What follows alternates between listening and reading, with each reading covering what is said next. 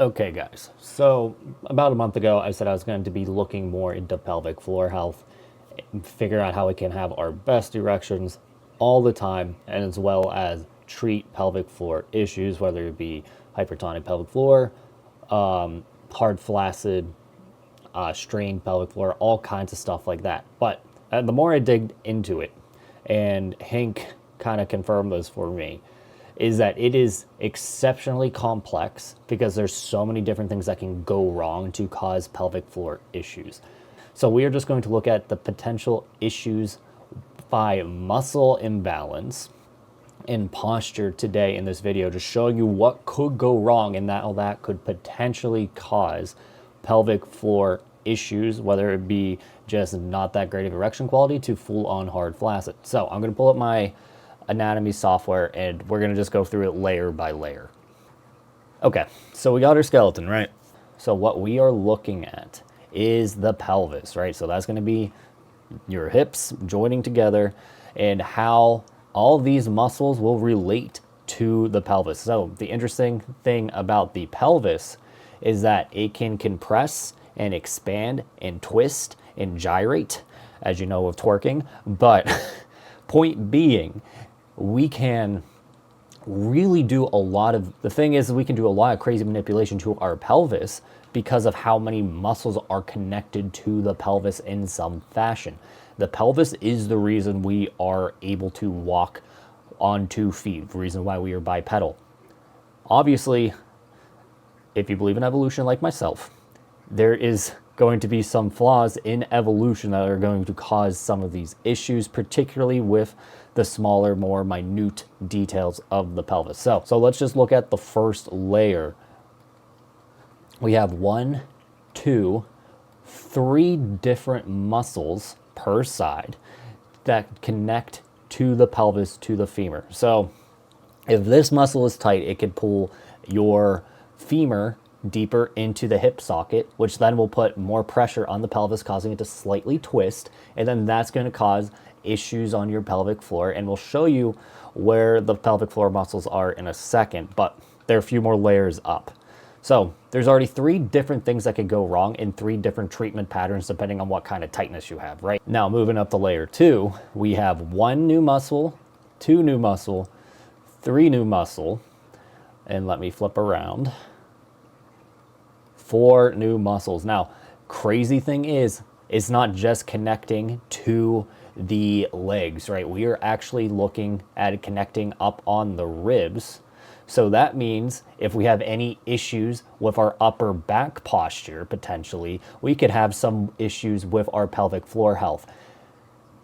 More likely it's going to be linked to like diaphragm than, lower or upper back curvature, but it does potentially signify an issue up on the chain. And I believe I missed one. So there's 4, the psoa minor, and there's a bigger one called the psoa major, obviously, but that's another big one. So like our lower back is going to cause a lot of pelvic floor issues if we're not careful, because it's going to compress your organs basically into your pelvis, putting more pressure on your pelvic floor. Now, one of the first muscles of the pelvic floor is visible at this layer, and this is the bulbospongiosus. This is basically what's going to help you ejaculate and urinate and probably help a little bit of erections, not as much as the ischiocavernous muscle as it's showing. No, that is the anal sphincter. What do you know? But point being, with the the sphincter down here, okay, we can even have problems going to the restroom if we have any pelvic floor issues. Up another layer. I'm not really going to count the muscles every time because it's just going to start overlapping. But I believe we're at like 6 or 7 already. We have another one, and that's the iliac muscle here, connecting femur to pelvis again. Now, all these muscles are going to be controlling how you can position your leg. So either you can open it, close it, flex it together. It's abduction and flexion in this case. But those little muscles can apply awkward posturing to the pelvis, therefore potentially putting pressure on the pelvic floor. Have you figured out the theme yet?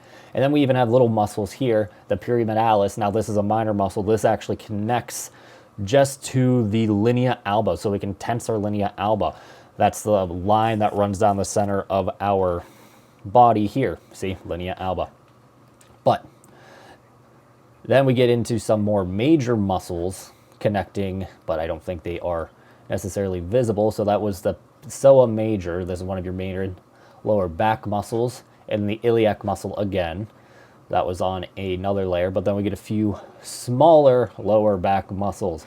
Now, generally speaking, you're going to have more like posture issues that lead to issues with pelvic floor health than you are going to have like lumbar tightness, but it is definitely possible. The point of this video is just showing you that anywhere from your knee, hell, even your toes in some cases, and we'll touch on that in a second, can cause pelvic floor issues. But the main point of this video is that literally anything from your toes up to your diaphragm and have some impact on your pelvic floor. And if we really wanted to get crazy, we could talk about like, let me turn on the nervous system real quick. You see how the nerves run right under the pelvis. There is a penile nerve, and I believe I'll have to turn on the penis to actually see it in full. But there are nerves that run here. If the main root is the spinal cord, any pressure on the muscles here, any pressure on the lower spine, say you have too much compression on your lower spine from, you know, just bad posture, or like weak vertebrae, what are they, spinal disc, that could put pressure on the nerves. Therefore, those muscles can't contract as they're not getting a strong signal. Therefore, some kind of pelvic floor dysfunction. It is such a nightmare trying to actually diagnose this stuff. And let's just keep going for the sake of completion to the actual muscles. Now we got a few more like femur muscles. Luckily, quadriceps really shouldn't mess with the pelvic floor that much because all they do is change the point of flexion of the knee. And like you could have some muscle head issues depending on like what position you squat in, for example, with the quadriceps into the pelvis, but that's going to be more like your hip flexors and abductors having these issues. Another major muscle group though, more likely you're going to have hamstring tightness, which is then going to pull down on the back of the pelvis. Or let's turn on more muscle after we zoom in a bit. That also pull down. So your gluteus major, your gluteus medius can all pull down on your pelvis in some form, or more importantly, squeeze your pelvis a bit together. And since we're talking about such tiny muscles, all right, before I geek out too much about like the body system, let's actually talk about the main erection muscle and show you like in what a precarious place it really is in the body. So we're looking at your underside. So this is where the anus would be. I blocked it out for a better view, but this is the bulbous spongiosum, again, controlling urinary tract and ejaculation. Here is the iliocavernous muscle. So what happens with the penis as I turn on the genitals, as we roll back some of this muscle, this is the corpus cavernosum on the inside here. Well, after we get past the tunica albuginea. This is the corpus spongiosum. This is what is going to hold your urethra. It's the spongy part on the bottom of your dick. This is going to be the top part of the dick that you see when you look down.